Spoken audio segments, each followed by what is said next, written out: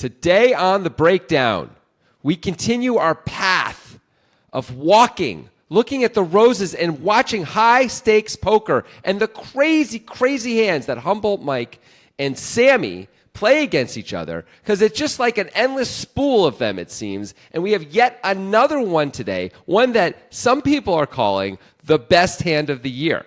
Some people. I'm doing that. That's a reporter thing that reporters do. Although I am thinking of a particular person when I say this who said that. We may reveal that identity as the show goes on. Stay tuned to find out who it is, perhaps. Anyway, holy moly, this is one of those hands where one guy just has the biggest set of, bupkis in the world, and the other guy has a pretty good hand. And, can you just, with just pure aggression, win these monster pots? Let's remember, this is high-stakes poker where guys like Humboldt Mike and Sameh, they've got like $500,000 in front of them. There's so much money in these frickin' pots, and we're going to see another one right now. It's about to blow up on the breakdown with Grant Dennison and Jonathan Levy.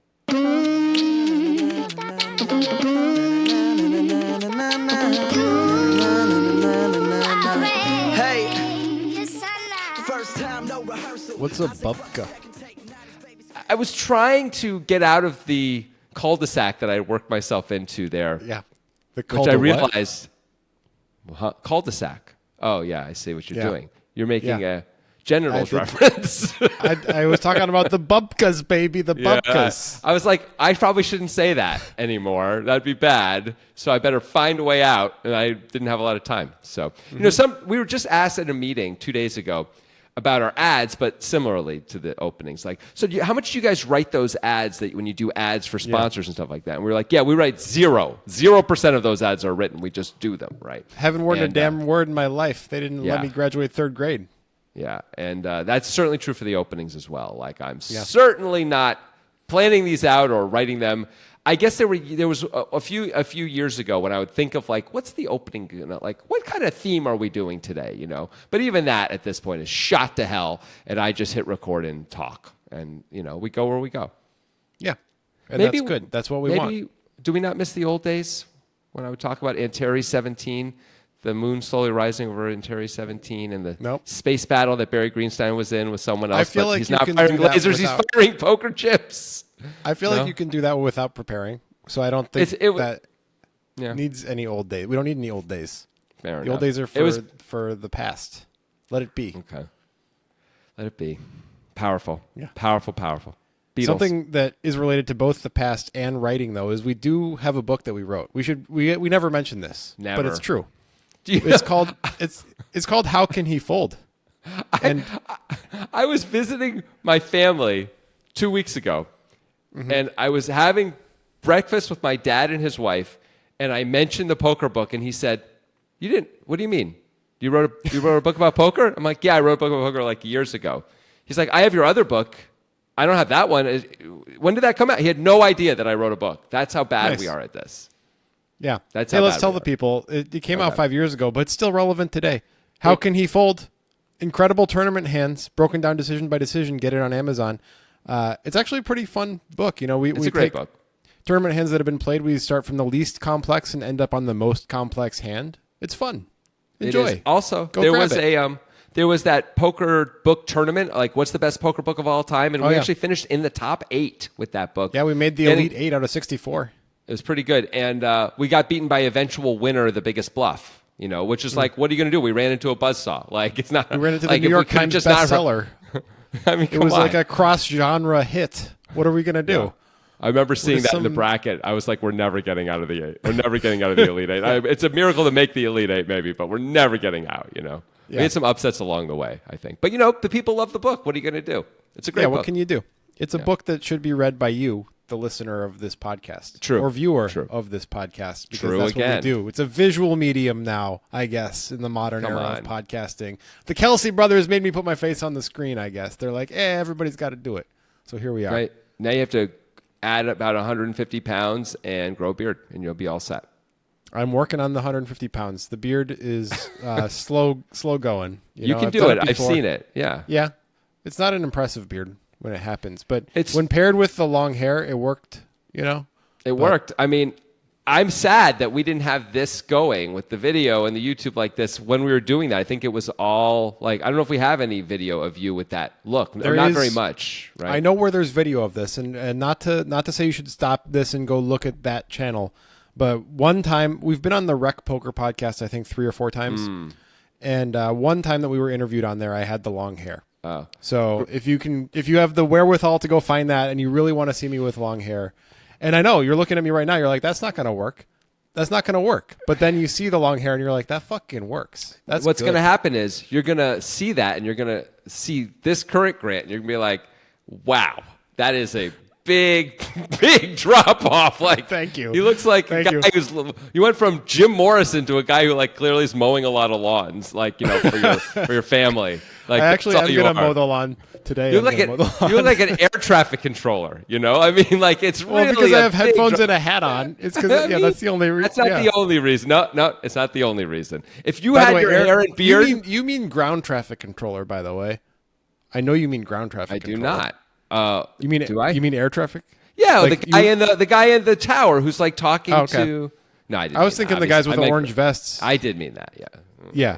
That's what I meant. Of course I did, but I tried to save myself the embarrassment of not knowing what a ground traffic controller was because everyone else knows that. By the way, really, you look like a science teacher in high school right now. It's really go back to the beard and hair, man. You had a thing. It was incredible. You could have been somebody. I don't need a thing. I don't need a thing. Oh, you definitely need a thing, bro. I just need a lawn to mow and a plane to direct, and I'm good to go. That's all I need. I'm a simple man. Right. I'm like Cincinnatus. Look it up. All right. So. Jesus. What?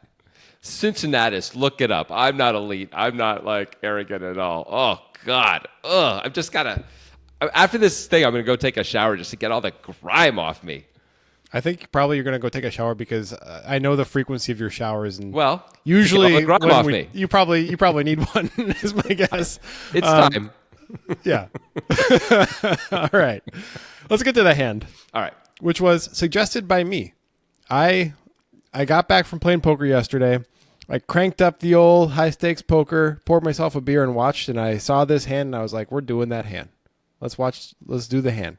So here it is. And it fits really well with last week, which is from the same high stakes poker session when we were talking about the 3 psychos. Well, 2 of those psychos are in this hand, Sameh Elamawy and Humboldt Mike. And man, does Sameh prove that I was right about my player profile of him in this hand. Like, he really proves it in this hand. It's great. So there's a 4K straddle on. It's a 1K big blind game, but we've got 2 straddles on. And it folds around to Andrew Robl, known player.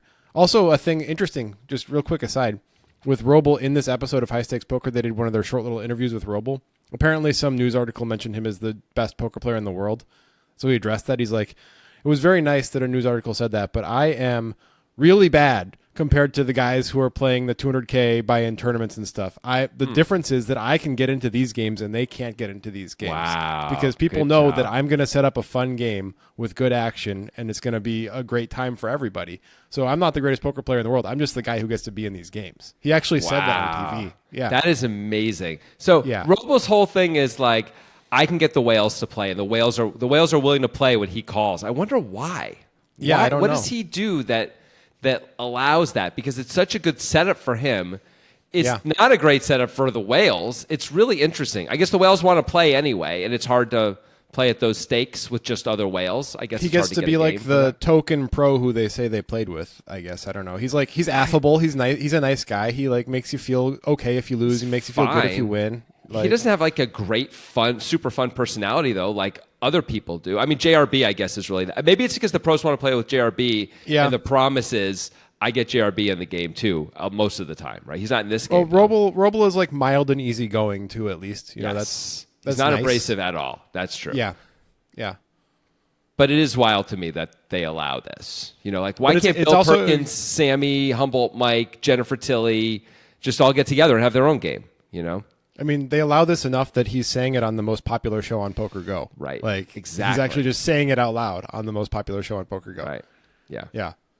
So, interesting. Yeah. Anyway, That's this guy. He's got 715K. He's in the big blind, so 1K, and the straddle's to 4K. He opens to 16K with ace-jack off. Robl is, unfortunately, sorry, Andrew, the garbage human of the hand. We do not care about him. You can just forget what he has. We don't care. Because of what's going to happen. Yes. Yeah. Sameh is in the first straddle for 2K. He's got 10-7 of spades. What's your approach here? Sammy's got 491K. He's the effective stack between the remaining players. I mean, this is a pretty good 3-better fold spot, I would say. Not a good call spot. Because the hand doesn't play well enough post-flop against a guy like Robl, you think? Because we're going to be, by calling, we set up a bunch of things that we may not really want. One, we're often going to be out of position to Humboldt Mike, who is going to play a lot of hands based on the things you said about Humboldt Mike. Two, it sets up a squeeze play for Humboldt Mike. We really can't continue against a very big 3-bet. Three, Robl doesn't have to have much here. We have position on him. We get to knock out Humboldt Mike for sure. We get to take advantage of the hand if we 3-bet it.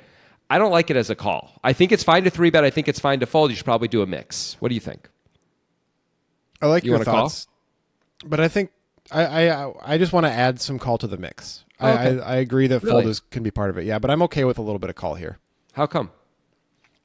It honestly depends on how the table is playing. This is one of those like feel playery things. Like if it feels like Mike is super squeezy right now, like in some amateurs you can kind of tell, then it's not a call. But if it feels like Mike is just kind of like distracted eating food or whatever, and like is gonna just flick in the call a lot or fold, then I think it's okay just to take this in position against Robl.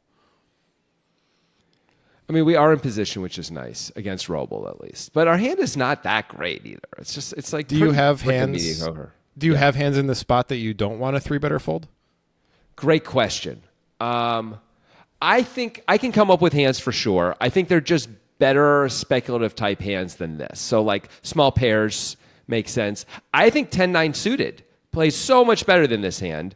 And so if we're looking for calls, I'd rather have a hand like 10-9 suited or Jack-10 suited. Obviously, we're going to 3-bet those some of the time as well. But I would have more calls with that type of a hand and less calls with 10-7 suited, personally. Just because of playability? Yeah. Especially against a guy like Robl, I think that does matter. Like, he's really, really good. I probably need to have a slightly better range against him than I do against, the cheese heads of the world. The cheese heads. Humboldt Mike is not a cheese head. He's a pot I wasn't talking about Humboldt Mike. That was not a shot at Humboldt Mike. Okay. Who else is He might not even be a pothead. He just grows pot. He might not smoke it. Who knows? I don't know. He seems like he might. Anyway, Sammy decides to call. Okay. Which I think is fine. Jonathan doesn't like it. I think 3-betting is a superior play. I think folding is kind of nitty with this hand in this position. I think it's fine to fold. Yeah. I guess against Robl. 10-9 suited feels like aces, man. I love that hand. I wish I had 10-9 suited all the time. Is a great hand. Yeah. Yeah. Anyway, Sammy calls. I guess Mike is not in a squeezy mood because he's got 600K in the second straddle for 4K. He's got ace-10 of diamonds and decides to call, which, I mean, it plays well post-flop. He's got position on both his opponents, so those are good reasons to call, but it really does feel like a hand that you could definitely bump it up with. I like bumping it up most of the time because we may fold out Andrew and get the call from Sammy, right? And with the wide range of Sammy, our hand plays so well against that wide range. The only concern I'd have with Andrew is, are we going to be doing a thing where like ace-9 and worse is going to fold for Andrew and ace-jack plus is going to to continue? Because if that's true... I don't think ace-jack off is going to continue as a call for Andrew, at least, which is what he has. Right. Yeah, he actually has ace-jack off, which I know I told you to forget, but remember for a second. You made me forget it. Ace-jack suited is going to continue for sure. Right? If Mike makes it like 70K, then Robl's 4-betting or folding, and mostly folding. Yep, I think you're right. Yeah. I think you're right. A call is not the end of the world, though. Having said all that, a call is perfectly fine. We get to close the action. We have position on both players. We have a hand that plays really well multi-way and maybe even a little bit surprising with its strength. That's fine to do sometimes. So I like this call a lot more than I like Sammy's call for sure. Although, I agree because of the closing the action piece. Yeah, but at the same point, when Sammy calls, it's like, ooh, squeezy, perhaps? And then you see that hand, you're like, this is a potential squeeze hand. The only thing I would say is this hand may be almost too good to squeeze with. I don't think it is. We'd rather have ace-10 off and squeeze, right? Yeah, ace-9 of diamonds even, like way less playability with ace-9 than ace-10, right? we flop all these straight draws with ace 10 that we just don't have with ace 9. You know, the equities really change there. But it would be fine to squeeze. It's really fine to call too. Yep. And that's what he does. So I didn't write down the pot size, but we'll figure it out as we go. It'll be fine. It's somewhere in the realm of 50K. He made it 16K pre, and there's 2 calls, so I don't know where you're getting 12,000. 12,000 is what I said. Did you not? Is this not on? Oh, okay. I said 12,000. Right, yeah. Well, it's 48,000. 16K times 3 is 48, and was there a small plus there's blind a big also? blind, so it's 49 because there's big blind ante and small blind. So 49.5. Sweet, we did it. All right, so we've got ace jack off for Robl. We don't care. Sammy's got 10-7 of spades. Humboldt Mike has ace 10 of diamonds. The flop is queen of diamonds, 4 of spades, 5 of diamonds. It's all Mike. It's nobody else. It's Mike time, baby. Be like Mike. Air Jordan. Nice. That's well said. That's what he's thinking. Good. All right. I guess we can talk about Robl a little bit. Should Robl continue on boards like this against 2 unsafe guys?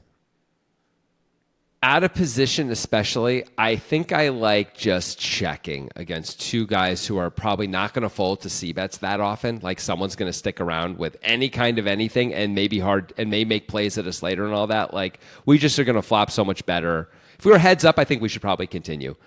But like it's just hard here. I think I just want to check. I agree. There's enough coordination to the board that our unsafe fellows are going to have some continues. Yeah. And they're going to have more continues than the safe players, right? That's the thing about unsafe players is you just have to give up against them sometimes, even if you like being a superior player to an unsafe player doesn't mean you have to outplay them in every hand, right? It just means you have to make the right decisions that they won't make. And yeah, so Robl in this spot is like when he opens ace jack off and gets called by both of these guys and is out of position, he knows pre-flop. He's like, usually I'm check folding. Right. Like most boards, you know. But when I'm not, I might win a really big pot. So it's fine. Yeah. Yeah. And this is one of those times where he's check folding. He checks. Sammy checks. He flopped 2 back doors, but whoop-de-doo. Who cares? Mike has the nut flush draw with the backdoor straight draws, 2 backdoor straight draws. What a life to be Humboldt Mike. He bets 29K into 49.5. What do you think about the sizing? I don't know if we need to be that big, but I think we can bet smaller for sure when it goes check to us, like specifically. Yeah. I just don't know if there's any value in betting so much. Like I think we bet 20K and have all the same things happen, and just spend $9,000 less more of the time. Also, we can get called by some weaker things at 20, which maybe is going to 29 may fold out. I mean, like bottom pair type things. Maybe it doesn't matter. Maybe we're getting called either way by 29 and 20. But like if Robl somehow opens deuces here, well, no, Robl's folding deuces either way. Yeah. I'm just wondering if there's hands that are going to call us at 20, and then when we barrel the turn are going to fold, so we make a little more money, that are going to fold at 29. I don't know if there are, but overall, I like a 20K bet better with the hands we're going to bet here. I think based on the situation where both opponents have checked and the board is, coordinated but not super coordinated, I do agree with the 20K. But you've revealed your cheapness in the way you talked about that. Where you're like, we could save 9K here. Like we have the nut flush draw. Like there's equity involved. It's not just like we're buying something. Anyway, he bets 29K. Okay. Robl folds. Yeah. And then Sammy folds because what are you gonna do? It was definitely the hand of the year though. Yeah, it was because of all the pre-flop discussion that we got to have. Mm-hmm. All right, so Sammy's not gonna fold. Sammy's gonna go into psycho mode and make it 109,000 with the 10-7 of spades on queen 4-5 with 1 spade. Okay. I don't hate it. I think he does have the back doors, which is a nice just in case thing.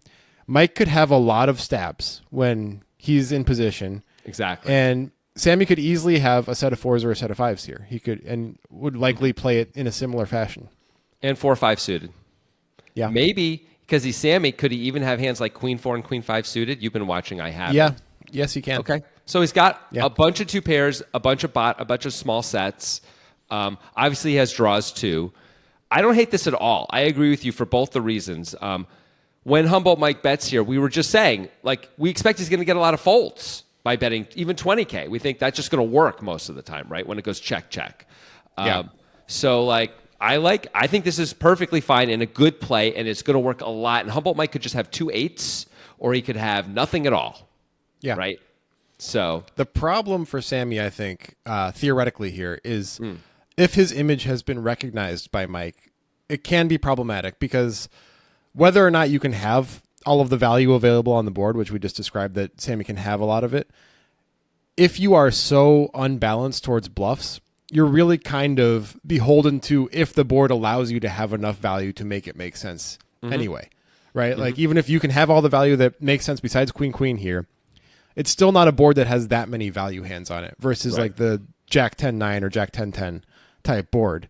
So if you're the guy who's just taking every bluff spot, you're still weighted too heavily towards bluffs. Of course. Which is problematic. Sameh's going to be unbalanced, right? Like we know that about Sameh. That's why he's a psycho player, as you've been describing him. We're not saying he's actually a psycho, to be clear, but you were calling him that like last a very episode. Seems like a very nice guy. He does. Just he plays like does. a psycho. Yeah, just plays like someone who wants to burn the whole world down, Fair enough. So he is clearly going to be deeply unbalanced and over bluffing these spots based on what we know about him, right? Yeah. And so that is a problem. But if you're an over bluffer, you're going to be over bluffing, and people are probably going to know that about you. And then the question is, can you make that work anyway? There are times when it works anyway. Like Jamie Gold is a great example during the 2006 World Series of Poker main event.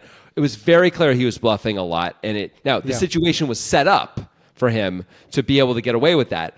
But like he got away with a crazy amount of fold. People folded unbelievably good things compared to what they should have, in my opinion, at the time. I remember watching this. Yeah. It's the greatest example of ICM pressure ever. Yeah. Yeah.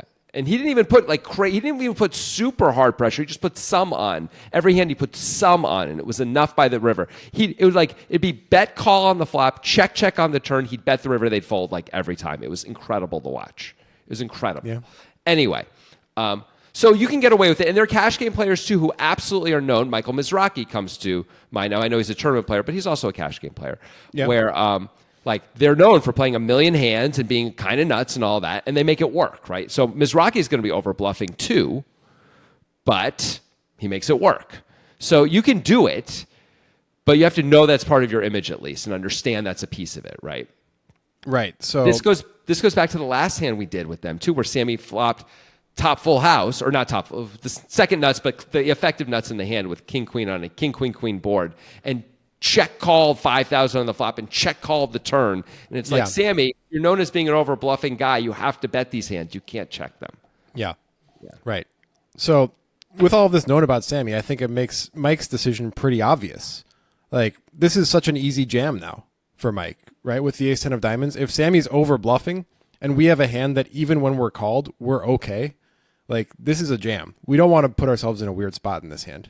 The only reason not to jam that I can think of is we might be afraid that we're going to chase out worse diamonds. That's the only possible reason. I mean, so be it, man. Like, do we really want to call and be in a super weird spot when we miss the turn? If we call, what's this? Is the stack to pot ratio almost like 1-to-1 on the turn? Let's see. Sammy's going to make it 109K. So there's going to be like 270 in the pot, give or take. 270 in the pot, and Sammy's going to have 370. That's the reason to jam, like you're saying. Yeah. Because if we brick, he's going to move in with hands that we are beating sometimes, right? Yeah. Not even just wild bluffs, like draws, like 6-7, diamonds, 6-7 of diamonds, 6-8 of diamonds, et cetera, et cetera, et cetera, right? How about 10-7 of spades? Like, you know? Yeah. So that's the reason to move in. Also, Sammy's the kind of guy where we could move in and get called by those worst flush draws potentially, right? He may call anyway, right? I don't know if he would or not. 6-8 of diamonds is calling. 6-7 of diamonds is calling for sure. Yeah, those hands really might call. But like ultimately, it's really just like this pot has gotten huge, and it's going to be weird to play in the future if we play this as a call. And this guy is a known over bluffer, so let's take the free money that's out there. Like, okay. There's another way to play it. The other way to play it is if he's a known over bluffer, is to decide right now we're gonna get it in, but we're gonna make sure he gets all the money in, right? That's a much higher variance, more difficult way to do it. We've seen other people do it. We've done hands, in fact, in the past, where someone with ace high in this spot decided ultimately to call down, right? And let the person just keep throwing chips at them and hope it works out. The problem is they might be doing it sometimes with a hand that's better than your's by accident even, right? Yeah. That can happen, and you get to avoid all that. It's nice to get the last bet in with a hand like this. Yeah. You know, like Sammy's the type of guy, he could have 3-4, right? He could just have bottom pair and be turning it into this massive bluff. Can Sameh have just a queen here? Could Sameh have like queen 10 and be doing this? Probably. Is he going to call if we jam? By the way, it's okay if he does. It's okay if he does anyway. We're about 50%. That's part of the point of the jam is like, even if Sammy's going to make some light calls, even some good calls with sets. Like sets are a bad scenario. That's the worst case scenario. Two pairs pretty bad too. But it's Sameh, so how freaking often does he actually have that piece of his range? Right. And you know what?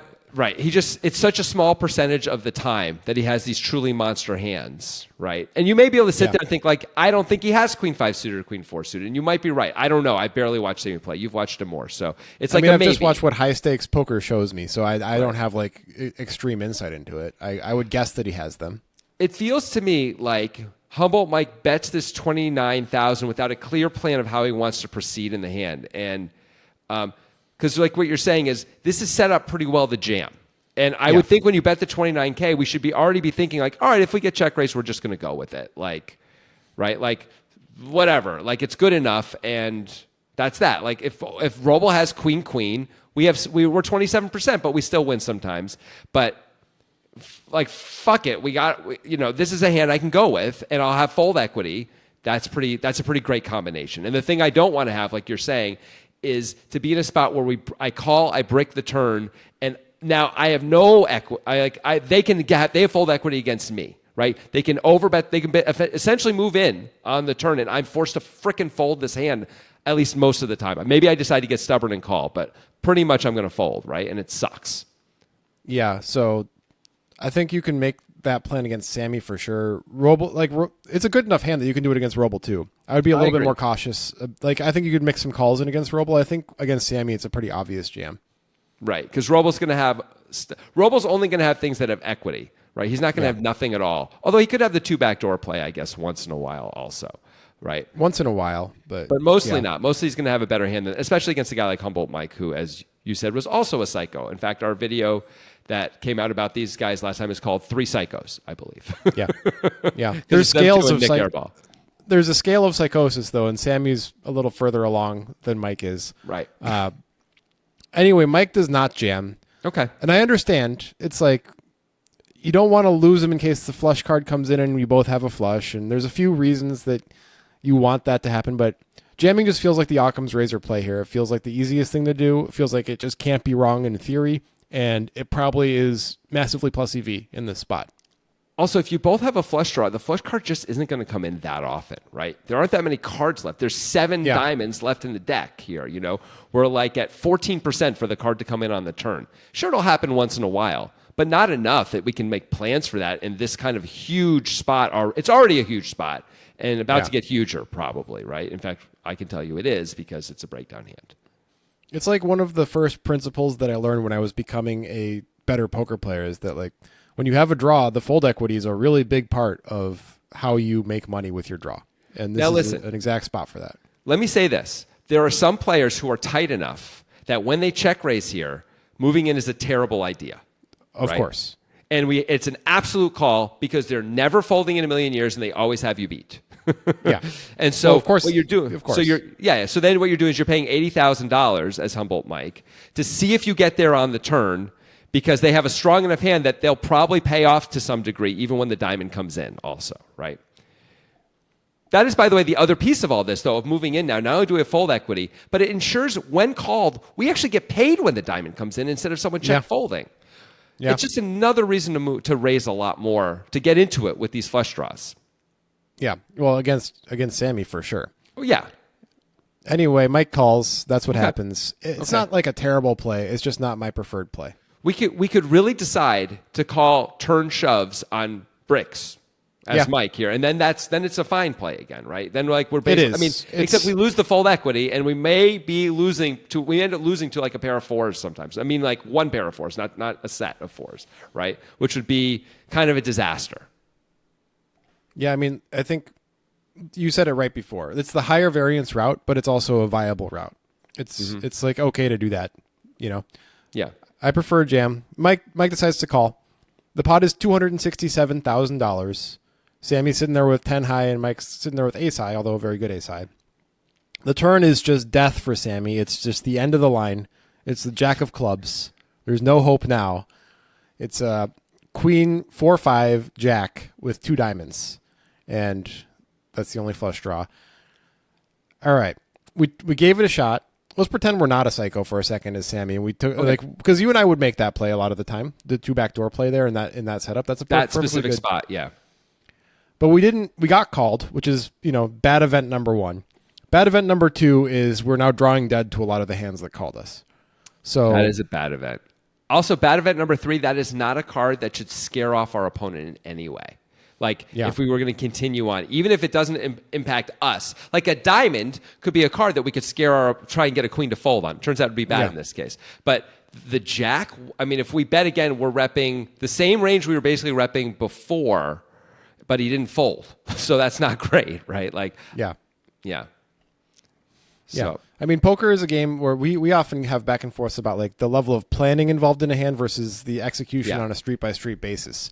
And something that can impact how you execute in a street by street basis is positive or negative events. And those can occur in the form of the actions of your opponents, and they can occur in the form of the cards that come. And this is simply a negative event, right? It doesn't even give any sort of sliver of backdoor hope. It's not like an 8, an 8 of non-spades at least gives a sliver of backdoor hope, right? It's a nothing card for the 10-7 of spades. So if we're going to take a look at this from a theoretical perspective and say, okay, the check raise was totally fine and part of our range on the flop. Now this piece of our range needs to be a give up, I think. I agree. Like if we're continuing with this part of our range, it means we just have talk about over bluffing. It means we're continuing with all of the bluffs. There's no bluff we're not continuing with now, which means this is way, way, way out of line. This is just way too much to be doing. So I completely agree. If we pick up equity here, 100% we should continue. We absolutely do not pick up equity. This is just a check. The one good thing we have going for us is that we unblock diamonds. That's good. I mean, that means that Mike does have some folds. He doesn't have to have as strong of a hand as he does, which now has picked up a straight draw to go along with the nut flush draw. He could just have a much weaker diamond draw. He just called out of the second straddle. And so we could get a lot of those hands to fold, if he has like the 10-6 of diamonds or something like that. We could potentially get hands like that to fold. Yeah. I mean, that is true. But as you were saying, like this is such a moonshot anyway. So even the beginning of this hand is kind of a moonshot. Not saying you should never do it, but it's a play you should be doing relatively rarely anyway, right? And then now here we are in the turn. We are just like there's no not to say we're solver based here. I would say we're really not solver based. We're much more interested in playing exploitatively. But there's nowhere on the solver that this play exists. It isn't like 0.1%. The solver's like it's a pure check, baby. Yeah. And we agree with that. Like even you took your shot, it failed. This guy doesn't look like he's folding. You're crazy with your image. Give the fuck up. Like save your money, buddy. By the way, I made just a real quick aside. Speaking of not being solver friendly, I made a really weird play in 5-5 the other day, and we were talking about it later with another pro at the table, and he's like, "That is not part of any range of any solver. That's part of the Grant solver only." And I was like, "I like that. That's only part of the Grant solver." The play was I got check raised on the flop to like 3x my bet, and I min click 3-bet the check raise on the flop, and I ended up winning on the turn. It was a weird play. I can explain it later if we want, but let's get back to this hand. Yeah. So this bad turn has come for Sammy, but I think we know that Sammy's not going to give up, right? Like you knew because it's a podcast that Sammy's not going to give up, but also now that we've been introduced to Sammy, we have a little bit of an understanding of how Sammy plays the game. We know it's not happening. Yeah. We know he's going for it. It's unfortunate for Sammy because even when he jams here, right? Like Humboldt Mike picked up some more equity in the pot here with that jack. Right now he's got a straight draw also. He's going to be getting close to the right odds. And when you add in the fact that Sameh could be bluffing with diamonds or other things, I think he's just going to have to call a jam here on the turn because of that straight draw. Like without the straight draw, he can fold. But I think the straight draw is enough to actually call when you factor in the idea that Sameh can have draws here too. Yeah. Well, Sameh doesn't jam. Instead, he picks kind of the uncanny valley of sizing is what it feels like. Like it feels like the sizing options if you're going to bet are like pretty small or a jam. But he goes 182K into 267, leaving himself 186 back, which is quite interesting. I mean, it's pretty fascinating, right? Like it looks really strong. Yeah, it does. It does. Looks super, super strong.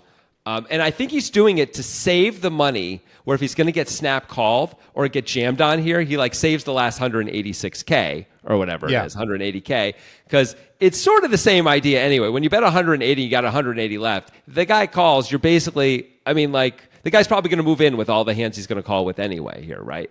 So it's a pretty interesting spot. The only problem I have with this bet is I guess if we're planning on doing anything crazy on the river, we don't really have any fold equity left when called on the turn. I guess so that just means we save the 180K. But sometimes we are going to get called here and give up on the river, where if we just jammed, we would win. And that would be a shame. Like we may not be able to fold out a queen with this 180K bet on the turn. Maybe it looks so strong that we do. It's like, why isn't he jamming? Jeez, it looks like he's got a set now, right? But he's Sameh. He's crazy. Maybe a queen just has to hold on anyway. I don't know. So what do you do as Mike? I mean, Sammy's got 186 back. He bet 182. The pot after Sameh bets, the pot is in the 450 range. Do we have any fold equity? Obviously, we know we do. Do we have any perceived fold equity as Mike here? Not against an online player that you've never seen before that you're just like on Zoom poker with. Against Sameh, we have to. Like Sammy's just, I mean, I know this hand hasn't happened yet at the time of the hand occurring, but we've seen enough from Sameh as Mike. We should have at least to know that if there's a player at the table where there's fold equity in the spot against, it's Sameh. I think we should simplify this and just jam now. I mean, I wanted to jam on the flop. I know it's a scary bet sizing. I don't care.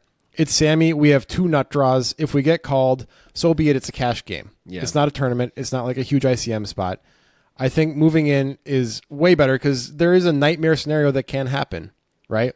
Yeah. Where we call, we brick the river, and then he moves in with whatever he has, and we didn't. And we're like we could have actually won. You know, it's possible. I think what Humboldt Mike, if he's going to call instead, the argument I should say for calling for Humboldt Mike is, now we get to save the 180K every time by not putting it in here. We get to see if we get there. Again, against a tighter player, I think that's the play. Against a player who's always got it and is never folding, we just call here, save the last 180K. Oh, I agree.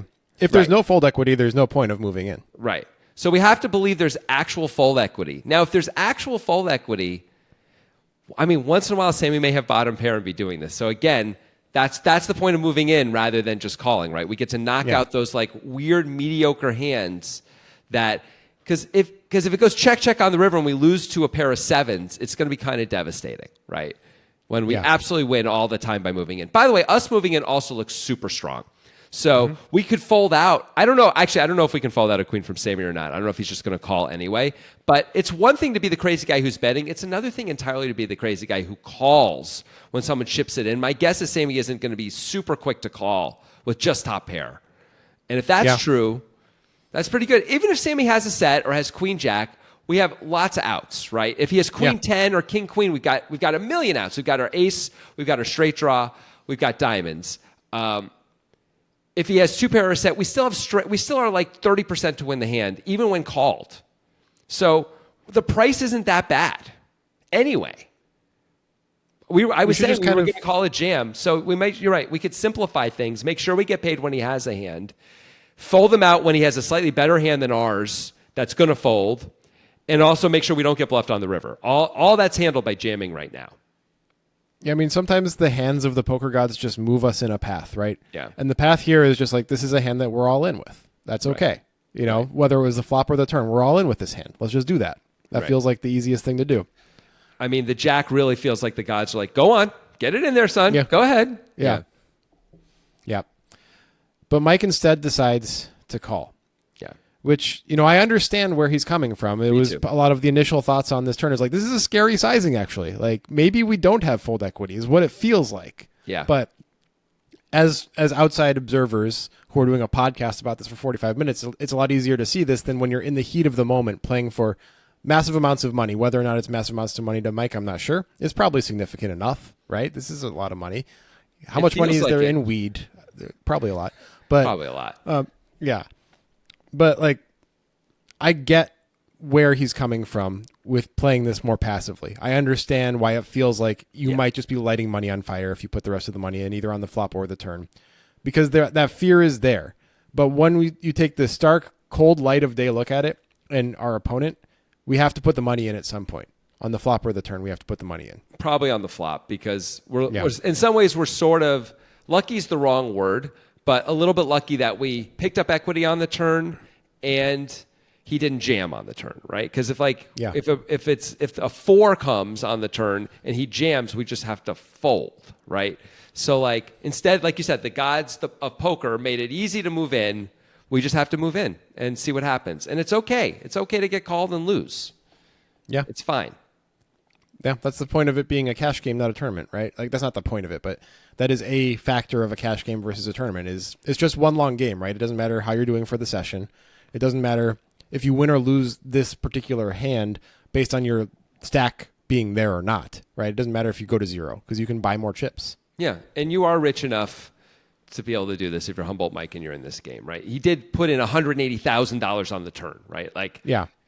Like, I think he is trying to save that 180 every time he misses on the river, which I understand that as a value hound myself. I get that, but I agree with you. Yeah. If properly rolled for a game, you should just simply make what feels like the most plus EV decision and not play out of fear in a cash game. It's the only way to do it. Yeah. Of course, this is the type of game where people are less likely to be properly rolled just because of the size of it and because of the allure of it. You know, so they'll be like, I'll take a shot. You know, I'll do it. Why not? Mm-hmm. So maybe Mike's not. Who knows? Anyway, he plays like he is for the most part. Mike calls. The pot is somehow $631K. Sammy's got $186K back. Okay, sure. And the river is just a thud. It's the 8 of clubs, and both players just must feel like Sammy was already dead. He already felt awful. He knew. But Mike just must be like, oh, come on. Yeah. Come on, the 8 of clubs. 6-7 gets there now. Come on, man. I know. 6-7 does get there. Man. 9-10 gets there. A weirdly played 9-10 of diamonds. Oh no, we know 9-10 of diamonds is not possible. We have the 10 of diamonds. 9-10 of spades is really the only way. Yeah. Okay. It's kind of the same that hand. Too much. But Queen Jack, sets, 6-7, all that stuff. Okay, so now we're in this weird spot as Sammy, where we have 186K in our stack and there's 631 in the pot. And we're out of position. We don't get to see what Mike does. I guess we've never asked this question in the hand because it's been so fascinating what Sammy's been doing. But at this point, what does it look like Mike has? I feel like Mike has like a lot of king-queen type hands here. King-10 type hands. Yeah. Mostly. If he had queen-jack, he probably would. He might have just called the turn with queen-jack just to... you mean queen-10. You said no. I meant queen. I meant top 2. He'd probably move in on the turn with top 2, right? No, but you said king 10, which I don't think you meant. You're right. I meant queen 10. I meant king, queen, queen 10. Thank you. Yeah, you're right. Top pair, like reasonable top pair type hands. Queen 9. I think it looks like he has at least that, right? Maybe not more, maybe more. He could have queen jack and have top 2. Once in a while, he can have a monster. He doesn't have 6-7 ever. I don't think he ever has any 6-7s in the world. 6-7 of diamonds probably just moves in on the flop. 6-7 of not diamonds just can't call the turn. Yeah. Right. So we don't have to worry about that at all. I think even most sets and top 2 are just moving in on the turn when we bet 180. Which is like 180 anyway, right? So it's like top pair. If Mike would have moved in with a set by now, he should have moved in with this hand by now. I agree. Yeah. So it looks like Mike has a queen. Almost exclusively a queen, right? Maybe queen jack if we're pretty unlucky as Sameh. He could have jack X of diamonds. That's what he could have. That's the other hand. But okay, jack X of diamonds and just a queen are interesting hands to target here. Yeah. Will they fold? They're going to get an unbelievable price, but holy shit, our line looks strong. If it depends on Mike's mentality with those hands, right? If he was basically playing that game on the turn where he's like, I'm already all in my head. Let's just collect the rest of it. Yeah. Know? I mean, the truth is, if you called the turn for 180 with top pair and everything bricks the river and it's only 186 on the river, although when the guy moves in, it's like he knows you're calling and you shouldn't be good, right? You should never be good. But we're going to be giving him an unbelievable price to call with these hands. A crazy price.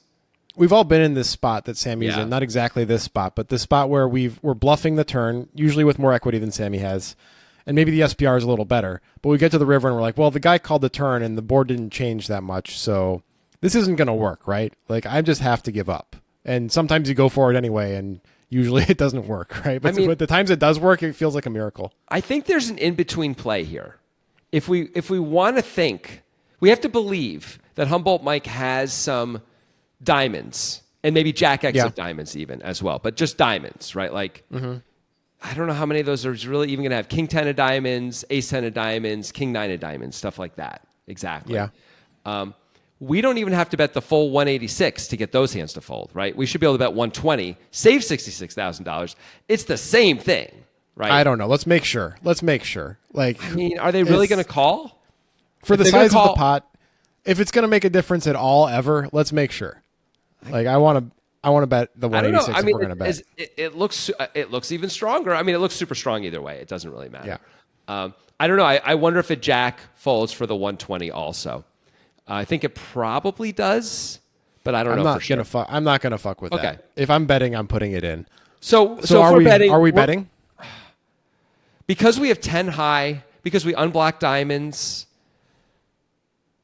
We block 670 if somehow Mike could have that. I just assume we're getting called like all the time by top pair. I know. I don't think we should bet. I mean, I feel the allure of it, but I assume he's got a queen almost always, and I assume he's absolutely not folding because he called the turn for this much. He's just going to call. He's going to be like, I call, you're Sameh, I call, and I just assume it's not going to work. We're giving ourselves an incredible price to bluff at this thing. That is the good news. How much is in the pot again? 600 something? 631. So we're getting like 4-1. So he just has to fold like 20% of the time for this to be okay. Yeah. Fold the better hand. I mean, but sure. Yeah. But he always has a better hand. I mean, he might fold 20% of the time. Yeah. He might fold a queen, and he certainly might fold ace high diamonds or king high diamonds. Or jack X of diamonds. You know what? I think he folds more than 20% of the time, maybe barely. It's probably slightly plus EV to move in here. I think so. And we're telling an incredible story. And there's a metagame component to this anyway, which is if we move in and get called and we turn over our hand, we will get action for the rest of our lives. The rest of our fucking lives everywhere we go. So we can just nut pedal forever and always get paid. Yeah, so, that's not what Sameh's going to do. I know. I understand, but I'm just saying, like, he's just going to overbluff anyway, so it doesn't matter. But I'm saying there is that extra piece to it, which there is value to be had. Because it's Sameh.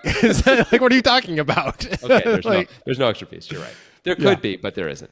I think it's probably like barely profitable to move in. So, okay, fine, move in. But I think we're probably indifferent almost to moving in or not. It's probably that close, right? Yes, and I agree that I think Sameh should move in here.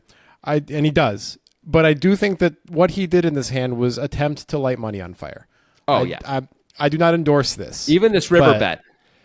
I mean, you've made the river bets where you're like, okay, they mostly are calling here, but I've got 7 high, and I'm going to try and fold out the draws that missed. There's a few of those. I'm going to give myself a good price to do it, but I know they're almost always calling, and it's just going to be like, I'm sort of lighting this money. I'm going to spend the $180 here and just light it on fire most of the time. Yeah. But it works enough that it's okay, right? Like, we've all been there.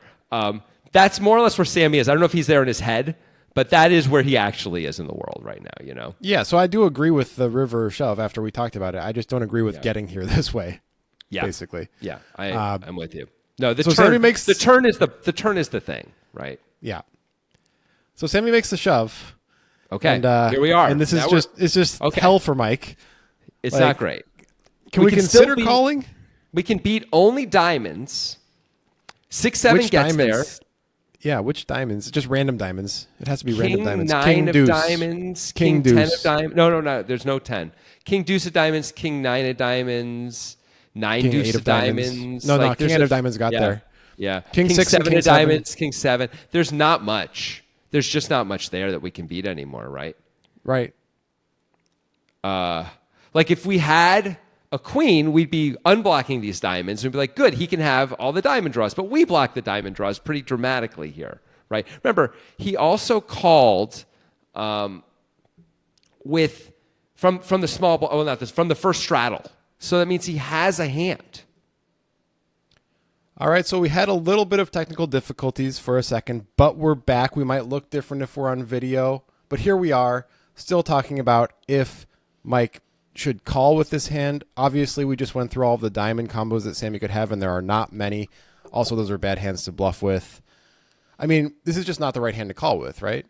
Right. I mean, in the end, even Sameh being Sameh, even if we know he's over bluffing this spot, I don't know if this is the right hand to call with. Like, we just have so many other hands that aren't blocking all the stuff we want him to have, right? So yep. I just think we have to fold this hand, as heartbreaking this is going to end up being. And as viral as this video is going to go, we just have to do it anyway, as Humboldt Mike. I agree. This is all, once again, in favor of the argument of at some point earlier in the hand putting the money in. Just making it far, far easier against this type of player. It's, an underrated I get how aspect. We got here. Yeah, me too. An underrated aspect of moving in before the river is so you don't get bluffed out on the river or later on when you have the best hand. You know, like we often don't think about that as a piece of it, especially when we have a strong hand. But like that is a really good reason to move in with your nut flush draws way more of the time, because you don't want to get bluffed out by a worse flush draw that also missed, right? Yeah. And you can, of course, or even just some random weird stuff that would fold. So there's fold equity, which you get when you move in, but there's also the other guy doesn't get the fold equity. You remove his fold equity, too. You do both of those things at the same time with a hand that wants to see all 5 cards and wants to hold on against some of the range. You get to do that automatically. Yeah. So, Mike folds. I get why. Yeah. I mean, he does tank because it's Sameh and because the price is so good. But he folds, and then Nick Airball says, show the bluff, Sameh. And like everybody at the table believes Sameh has it, of course, because like how could you not have it with that ridiculous line and that ridiculous price? And Sameh kind of mumbles to himself. He's like, it wouldn't be fair to everybody at the table. Right? And I think what he means is he doesn't want to embarrass Mike. But then he can't help himself. Yeah. He can't help himself. It's too good. He has to. And this hand must cement. He was already well in the cement, but he cemented an invite to all high stakes games for the rest of his life. Like he is good to go in all high stakes games for the rest of his life with this hand. All televised things are going to love to have him if he's going to do stuff like this. All of the pros are going to love to have him if he's going to do stuff like this. It's good to be Sameh if you want to play a lot of high stakes poker right now. You're just going to have to really put on your big boy shoes against this guy and make some calls with one pair that you just would never make against most of the world, right? And stuff like that. You're just going to have to do it. There's going to be times when you're like, I guess I'm moving in on the turn. I don't know. I mean, like, I'm losing some stuff here, and I'd hate to fold out some stuff, but I guess I just have to move in because, like we're saying, I'm going to fold some rivers that I otherwise don't want to, and I'm just going to move in now and realize whatever my equity is against his hand, you know? It's going to be stuff like that. For $500,000, here I go. You know, it's going to be like that. But it's usually not the pros' money anyway. It's someone else's money they're playing with. What do they care? So who cares? Who cares? I mean, the guys they're playing with are hyper rich, don't care. The pros don't care. It's not their money. No one cares. It's nothing. It's a great argument for nihilism, honestly. Yeah. It really poker is. in general. Poker in general. Yeah. Yeah. I mean, it's just, who cares? That's the new life philosophy. Good job, Sameh. I'm glad you did that. Thank you for making my life a little bit better. Music is my sunlight, and all I need is one mic, and I can show every single MC how it's done right. Every time I come by, I'm bound to leave them tongue-tied. I'm sipping on liquor, a quitter is what I'm not. We got one life, and I took a minor break, but I'm back to claim the throne. And gonna be traveling the globe, and still have time to make it home. And you gon' meet